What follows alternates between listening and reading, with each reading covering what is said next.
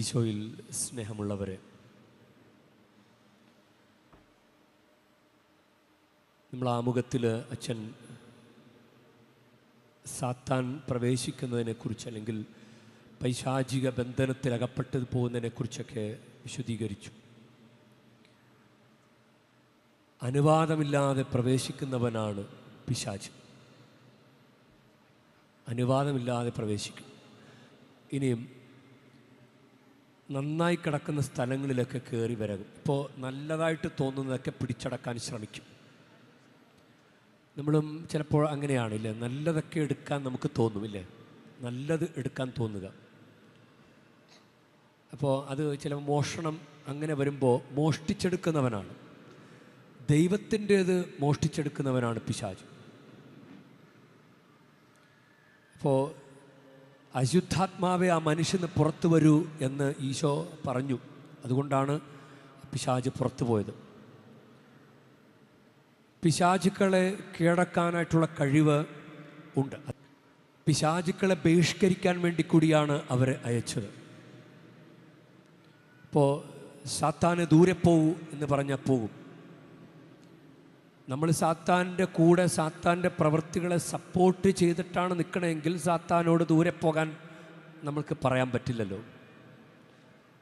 അപ്പോൾ സാത്താനെ ദൂരെ പോകൂ എന്ന് പറയാൻ മാമോദീസ സ്വീകരിച്ച, കുമ്പസാരമൊക്കെ കഴിക്കുന്ന, കുർബാന സ്വീകരിക്കുന്ന, അങ്ങനെ കൂദാശകളിൽ എപ്പോഴും അങ്ങനെ വിശ്വസിക്കുന്ന ആളുകൾക്ക് ഒരു പ്രത്യേക ഒരു ആത്മീയ ബലം ഉണ്ടാകും. അതുകൊണ്ടാണ് ശിഷ്യന്മാരെ അയച്ചപ്പോൾ 72 പേരെ അയച്ചപ്പോൾ, അത് ലൂക്കായുടെ സുവിശേഷത്തിലാണ് 10-ാമത്തെ അധ്യായത്തിൽ 72 പേരും സന്തോഷത്തോടെ തിരിച്ചു വന്ന് പറഞ്ഞു, കർത്താവേ, നിൻ്റെ നാമത്തിൽ പിശാചുക്കൾ പോലും ഞങ്ങൾക്ക് കീഴ്പ്പെടുന്നു. അവൻ പറഞ്ഞു, സാത്താൻ സ്വർഗത്തിൽ നിന്ന് ഇടിമിന്നൽ പോലെ നിബദിക്കുന്നത് ഞാൻ കണ്ടു. അപ്പോൾ അങ്ങനെ സാത്താൻ തീരും, സാത്താൻ അവസാനിക്കും. അത് നമുക്കതിനുള്ള അനുഗ്രഹം ദൈവം തന്നിട്ടുണ്ട്. അപ്പോൾ അതുകൊണ്ടാണ് പന്നിക്കൂട്ടത്തിൽ പ്രവേശിക്കട്ടെ എന്ന് സാത്താൻ ചോദിക്കുമ്പോഴും ഈശോ അത് അനുവദിച്ചു. അപ്പോൾ ഈശോ കൂടെ ഉണ്ടെങ്കിൽ ഈശോ നമ്മളെ വിട്ടുകൊടുക്കില്ല. പിശാച് ഈശോയോട് ചോദിക്കും, ഞാനിവന് കയറിക്കോട്ടെ എന്ന് ചോദിക്കും. ഇനി ഈശോ കൂടെ ഇല്ലെങ്കിൽ പിശാച് കയറി അങ്ങ് വിരകും.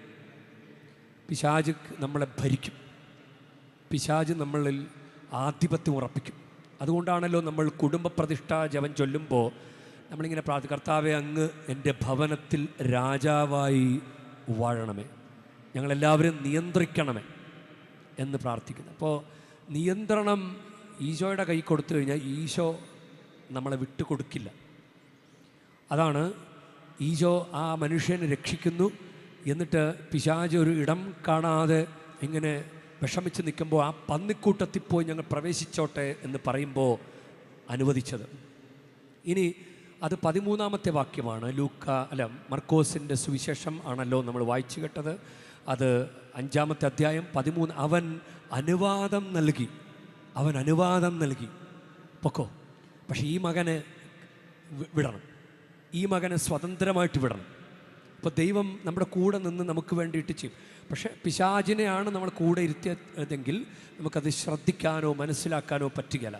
ഇനി അവൻ ചോദിക്കും, ഈ പിശാച് ബാധിച്ചിരുന്ന മനുഷ്യൻ അവനോടുകൂടെ പോകുന്നതിന് അനുവാദം ചോദിച്ചു. അപ്പോൾ ഈശോ അവനെ അനുവദിച്ചില്ല. അത് 19-ാമത്തെ വാക്യമാണ്. യേശു അനുവദിച്ചില്ല. എന്തുകൊണ്ടായിരിക്കാം? അവൻ്റെ പിശാച് ബാധ പോയല്ലോ, എന്നിട്ടും ഈശോ അവനെ കൂടെ പോകാൻ അനുവദിക്കാഞ്ഞത്. ഞാനിങ്ങനെ എൻ്റെ ധ്യാനത്തിൽ വന്നൊരു കാര്യം, ഒരു പൈശാചിക ഒരു ഹാങ് ഓവർ ഉണ്ടാകും. ഒരു ഹാങ് ഓവർ ഇല്ലേ, പനി മാറിക്കഴിഞ്ഞാൽ പനിയുടെ ഒരു ഹാങ് ഓവർ ഉണ്ടാവും.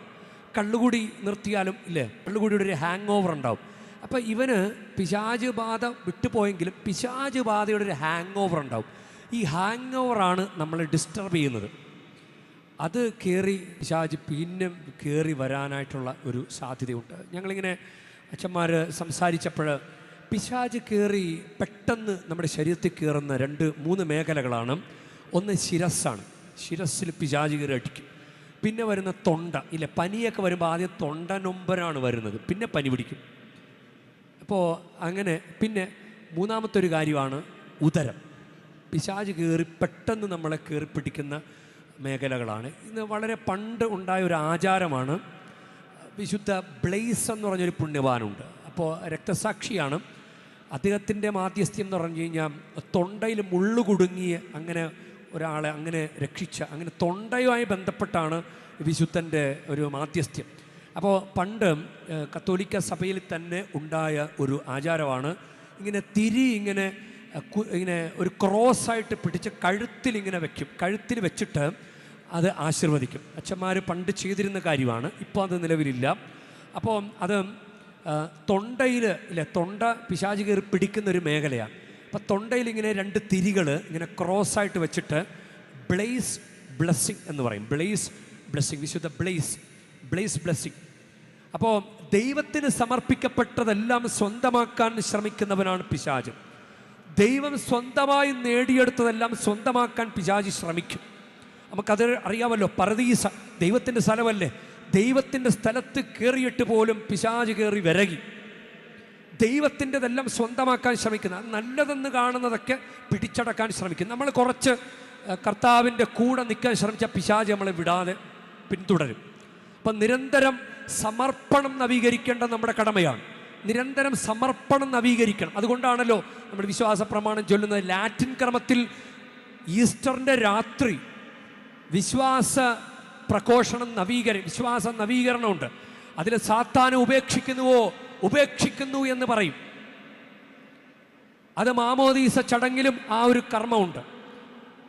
മാതാപിതാക്കളോടും ജ്ഞാനസ്നാന പിതാക്കളോടും അവരോട് ചോദിക്കും, കുഞ്ഞിന് വേണ്ടിയിട്ട് വിശ്വാസം പറയാൻ നിങ്ങൾ സാത്താനെ ഉപേക്ഷിക്കുന്നുവെന്ന് പറയണം. അപ്പോഴാണ് ഈശോയ്ക്ക് നമ്മളെ രക്ഷപ്പെടുത്താൻ സാധിക്കുക. നമ്മളത് പറയുന്നില്ല എങ്കിൽ, ഹൃദയം കൊണ്ട് പറയുന്നില്ല എങ്കിൽ നമുക്ക് അത് പെട്ടുപോകും. അതുകൊണ്ടാണ് 1 പത്രോസ് 5:8 നിങ്ങളുടെ ശത്രുവായ പിശാച് അലറുന്ന സിംഹത്തെപ്പോലെ ആരെ വിഴുങ്ങണമെന്ന് അന്വേഷിച്ചുകൊണ്ട് ചുറ്റി നടക്കുകയാണ്. അവനിങ്ങനെ നടക്കുകയാണ്. അവന് പറ്റിയൊരു സാഹചര്യം വന്നു കഴിഞ്ഞാൽ അവൻ കയറി വരവും. നമ്മുടെ ലൈഫെന്ന് നോക്കിക്കഴിഞ്ഞാൽ എവിടെയെങ്കിലും ഒരു നെഗറ്റിവിറ്റി, ചെറിയൊരു നെഗറ്റിവിറ്റി വന്നിട്ട് അത് സ്പ്രെഡ് ചെയ്യുന്നത് അല്ലേ. മദ്യപാനം ഒരു നെഗറ്റിവിറ്റിയാണല്ലോ. അതിനെ തുടർന്ന് വരുന്നതെല്ലാം നെഗറ്റിവിറ്റിയാണ്. നമ്മളൊരു കുറ്റം പറയുകയാണെന്ന് കരുതിക്കോ. കുറ്റം പറയുമ്പോൾ നമ്മിലേക്ക് തന്നെ മലർന്ന് കിടന്ന് തുപ്പുന്നത് പോലെയാണ് നമ്മുടെ ഉള്ളിലേക്ക് ഒരു നെഗറ്റിവിറ്റി വരും. സ്വാഭാവികമായിട്ടും വരും. നമ്മൾ ആരോട് പറയുന്നു അവരിലേക്കും നെഗറ്റിവിറ്റി പോവും. അവരൊരു 10 പേരോട് അത് പറയും. ഇനി രണ്ടാമത് കുറ്റം പറയാൻ നമുക്ക് നല്ല ഉഷാറായിരിക്കും. രണ്ടാമത്തെ സെക്ഷനിൽ നമ്മൾ അടിപൊളിയായിട്ട് കുറ്റം പറയും. മൂന്നാമത്തേതൊക്കെ പിന്നെ പറയേണ്ട കാര്യമേ ഇല്ല. കാരണം ആ നെഗറ്റിവിറ്റി ആയിരിക്കും നമ്മളെ ഭരിക്കുന്നത്. അതുകൊണ്ട് നമ്മളിപ്പോൾ നിങ്ങൾ കുമ്പസാരം നടത്തിയാണെന്ന് കരുതിക്കോ. ഒരു 100% എന്നൊരു കാര്യം എടുക്കുക. 100%ത്തിൽ നിങ്ങൾ തന്നെ അനലൈസ് ചെയ്യുക. നിങ്ങളിൽ എത്ര ശതമാനം നന്മയുണ്ട്. ഒരു ഉദാഹരണത്തിന് പറയുകയാണെങ്കിൽ 80% നന്മയുണ്ടെന്ന് കരുതുക. 80% നല്ല പിള്ളേരാണ്, നല്ല ആളുകളാണ്. 80% നല്ല ആളുകളാണ്. 20% തിന്മയാണ്. അപ്പോൾ നമ്മൾ കുമ്പസാരത്തിൽ അത് ഏറ്റുപറഞ്ഞു. കുമ്പസാരത്തിൽ അത് ഏറ്റുപറയുമ്പോൾ 20% പോയി. ഇനി 1% നമ്മൾ പറഞ്ഞില്ലെന്ന് കരുതിക്കോ. കള്ളക്കുമ്പസാരം നടത്തുകയാണെങ്കിൽ 1% പറഞ്ഞില്ല. അച്ഛനെന്ത് വിചാരിക്കും? പേടിച്ചിട്ട് പറഞ്ഞില്ല. അപ്പോൾ ആ 1% അവിടെ ഇരിക്കുകയാണല്ലോ. 20%ത്തിൽ 1% അവിടെ ഇരിക്കുകയാണ്. ആ 1% ക്യാൻസർ പോലെ ബാധിക്കും. പിന്നെ ആ 1% വറയ്ക്കാൻ തുടങ്ങും അവിടെ കിടന്ന്.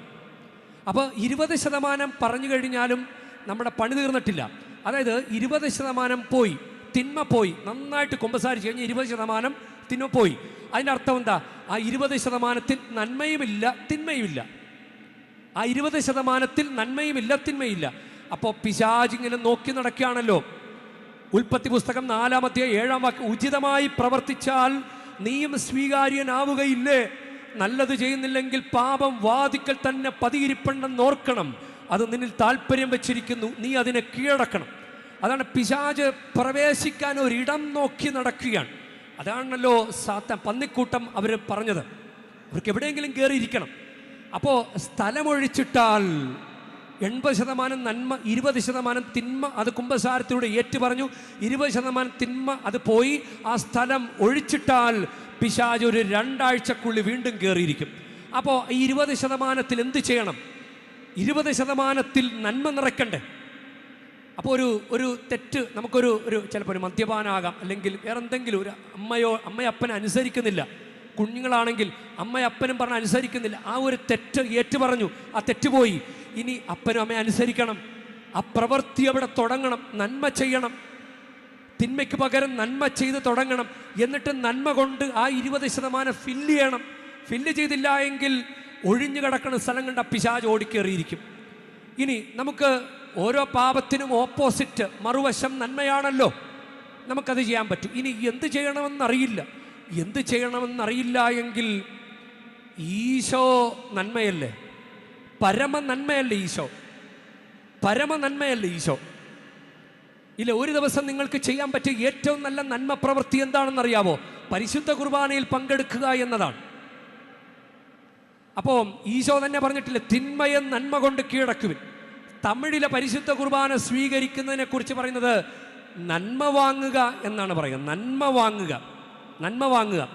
അപ്പോൾ നമുക്ക് നന്മ നിറയ്ക്കാൻ ഒന്നാമത്തെ ഒരു കാര്യം പരിശുദ്ധ കുർബാന സ്വീകരിക്കുക.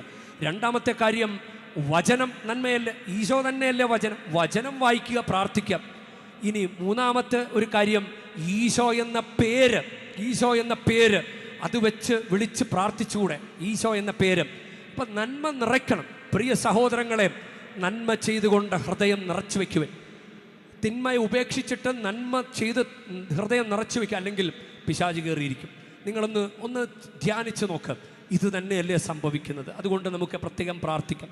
ദൈവമേ, ഞങ്ങളെ അനുഗ്രഹിക്കണമേ. എഫെസ്യർ 4:27, സാത്താന് നിങ്ങൾ അവസരം കൊടുക്കരുത്. ദൈവം കൊടുക്കില്ല. ദൈവത്തിൻ്റെ അനുവാദമില്ലാതെ നമ്മിൽ സാത്താൻ പ്രവേശിക്കില്ല. പക്ഷേ നമ്മൾ സാത്താൻ്റെ കാര്യങ്ങളെ സപ്പോർട്ട് ചെയ്താണ് നിൽക്കുന്നതെങ്കിൽ നമുക്ക് ആ പർദീസയിൽ ഇവർ മറഞ്ഞു നിന്നതുപോലെ നമ്മൾ മറഞ്ഞു നിൽക്കും. ദൈവത്തിൻ്റെ കൺവെട്ടത്തിൽ നമ്മൾ മറഞ്ഞു നിൽക്കും. കുമ്പസാരിക്കാതെയും കുർബാന സ്വീകരിക്കാതെയും നമ്മളിങ്ങനെ ഒളിച്ചു നടക്കും. അപ്പം പിശാച് കയറി നമ്മളെ വിരകി കീഴടക്കിക്കളയും. പിശാച് കീഴടക്കി അതിൻ്റെ പുറത്തേക്ക് വരാൻ നാളുകളെടുക്കും. നമുക്കതുകൊണ്ട് ദൈവത്തിൻ്റെ മുൻപിൽ പ്രത്യേകം നമ്മുടെ സമർപ്പണം നവീകരിച്ചു കൊണ്ടിരിക്കാം. കുമ്പസാരത്തിലൂടെയും കുർബാന സ്വീകരണത്തിലൂടെയും നമ്മുടെ കത്തോലിക്ക വിശ്വാസ സമർപ്പണം നവീകരിച്ചാൽ നമുക്ക് പിശാചിന് കീഴടങ്ങാൻ ഒരിക്കലും സാധിക്കില്ല. ദൈവം നമ്മളെ വിട്ടുകൊടുക്കുകയുമില്ല. ദൈവം നമ്മളെ ഓരോരുത്തരെയും ഈ മരിയൻ തീർത്ഥാടന കേന്ദ്രത്തിലെ ഈ സന്ദർശനം വഴി ഒത്തിരി അനുഗ്രഹിക്കട്ടെ. മറിയം നമ്മുടെ കൂടെ നിൽക്കട്ടെ. ദൈവം അനുഗ്രഹിക്കട്ടെ.